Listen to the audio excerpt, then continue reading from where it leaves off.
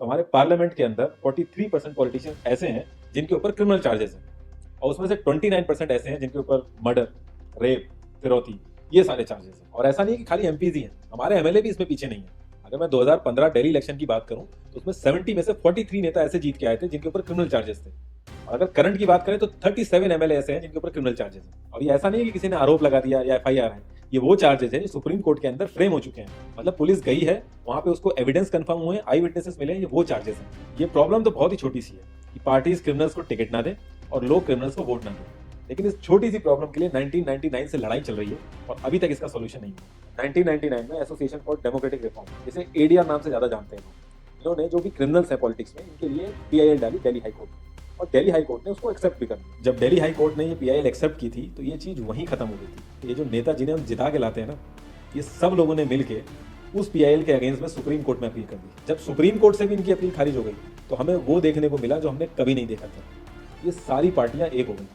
जब हमारे देश की सिक्योरिटी की बात आती है, उरी अटैक हो गया, बालाकोट हो गया, या हमले वाली सिचुएशन बनती है, तब भी ये पार्टियां एक नहीं होती। लेकिन इस चीज के लिए ये सारी पार्टियां एक हो गई और ये सारी चीजें एक ही जगह आके फंस जाती हैं।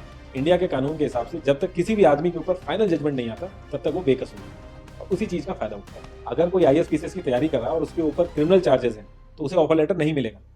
यहाँ तक कि क्लर्क की जॉब के लिए उसको दिक्कत आ जाएगी। लाखों कैदी ऐसे हैं जिन पर अभी जजमेंट नहीं आया, जो अंडर ट्रायल है, उनको जेल में डाल रखा है। तो ये सारी चीजें जो एप्लीकेबल होती हैं सिर्फ पॉलिटिशियंस के लिए होती हैं, बाकी किसी के लिए नहीं। इतने बड़े सांसदीय क्षेत्र में पार्टियों के लिए इतना मुश्किल हो जा रहा है ऐसा कैंडिडेट ढूंढना जिसका कोई क्रिमिनल रिकॉर्ड ना हो। एडीआर की रिसर्च के हिसाब से क्रिमिनल कैंडिडेट के चांसेस 3 गुना ज्यादा होते हैं जीतने के क्लीन कैंडिडेट के मुकाबले। एक क्रिमिनल कैंडिडेट मनी और मसल पावर का परफेक्ट कॉम्बो बन जाता है। पार्टी के लिए फंडिंग इकट्ठी करनी हो, self financing, black money, campaigning के लिए फाइनेंस इकट्ठा करना हो, हर एक चीज में माहिर होते हैं। इसलिए पॉलिटिकल पार्टीज की ये पहली पसंद बन जाती है। पहले लोग इतनी डिमांड में नहीं थे, पहले वही भीड़ इकट्ठी करना, बूथ कैप्चरिंग, इन्हीं सब चीजों तक ये लोग लिमिटेड थे। लेकिन ये जैसे से इनकी वर्सेटैलिटी बढ़ती गई, ये पॉलिटिकल पार्टीज की पहली पसंद बनते गए। पार्टीज की मजबूरी तो समझ में आती है, लेकिन कास्ट और सिस्टम फेलियर की वजह से लोगों की भी मजबूरी बन जाती है इनको वोट देना। आज की डेट में यार एफआईआर करने के लिए भी आपको जुगाड़ की जरूरत होती है, लेकिन वहीं अगर आप अपनी कास्ट वाले नेता के पास जाओगे तो आपका काम हो जाएगा, थोड़ा बहुत आपका हिसाब किताब देखेगा, आपका काम कर देगा। तो ये जो सिस्टम कमजोर है ये मजबूर करता है लोगों को इन लोगों को वोट देने के लिए, और ये लोग पूरा ध्यान रखते हैं कि सिस्टम कभी स्ट्रांग हो। अगर तुम क्लोजली ऑब्जर्व करो तो हर नेता यही तो समझाने की कोशिश कर रहा है कि सिस्टम सारा खराब है, सिस्टम में ये कमियां हैं और मैं तुम्हें इस सिस्टम से बचा लूंगा। और गरीबों के हक के लिए लड़ते लड़ते लड़ते वो खुद अमीर हो जाता है। यार जीतने का एक सुपर हिट फॉर्मूला, एक एरिया डिसाइड करो, उस एरिया की कास्ट कैलकुलेशन कर लो, जो कास्ट मेजोरिटी में है उसका रॉबिन हुड टाइप या एक बाहुबली टाइप एक नेता खड़ा कर दो, जो सिस्टम काम नहीं कर पा रहा है वो काम तुम करने लगो, लोग तुम्हें वोट देने लगेंगे। इन केस अगर कोई ज्यादा होशियार बन रहा है या लोगों में ज्यादा समझ आ गई है, एक छोटा सा दंगा करा दो, लोगों की मजबूरी बन जाएगा तुम्हें वोट करना। Centre for media studies CMS, इसके हिसाब से लास्ट लोकसभा जो 2019 का था उसमें 50,000 करोड़ से भी ज्यादा पैसा इन्वॉल्व था। पूरे वर्ल्ड में इंडिया सबसे ज्यादा पैसा खर्च करता है इलेक्शन में, यूएसए से भी ज्यादा।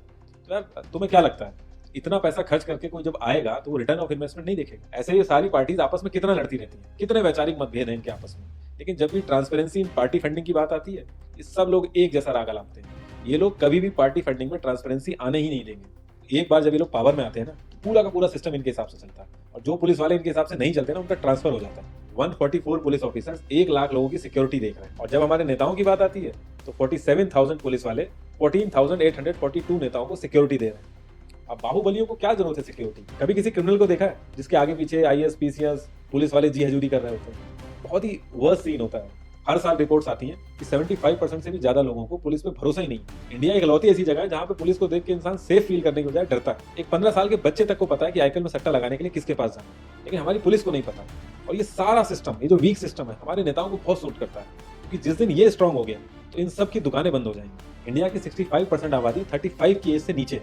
हमारा लोकसभा है उसकी एवरेज एज है 54 और राज्यसभा की एज 63.5 है। एक दो केस अगर छोड़ दें तो आम आदमी के लिए पॉलिटिक्स में घुसने का रास्ता नहीं है। अगर आप गूगल पे सर्च करो ना टॉप 10 यंग पॉलिटिशियंस, तो एक भी नाम उसमें ऐसा नहीं होगा जिसका कोई फैमिली से पॉलिटिकल कनेक्शन ना हो। आजादी के बाद से 0.5% से भी कम पॉलिटिशियंस ने अपने बच्चों को आर्मी में भेजा है।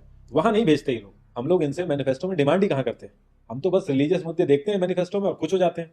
इंडिया ने ब्रिटिश पार्लियामेंट्री सिस्टम अडॉप्ट किया और उसमें एक बहुत ही इंपॉर्टेंट चीज है शैडो कैबिनेट, वो हमने छोड़ दी।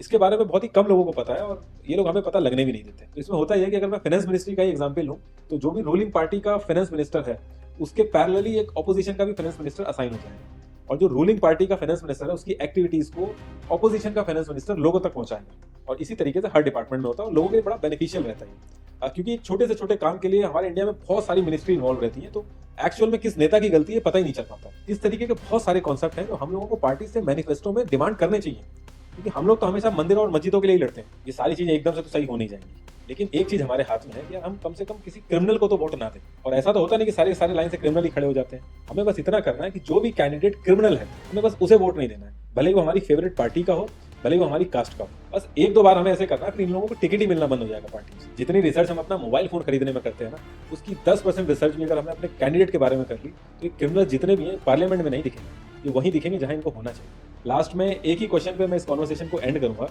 कि पॉलिटिक्स अगर समाज सेवा है तो सैलरी क्यों, और अगर नौकरी है तो एग्जाम और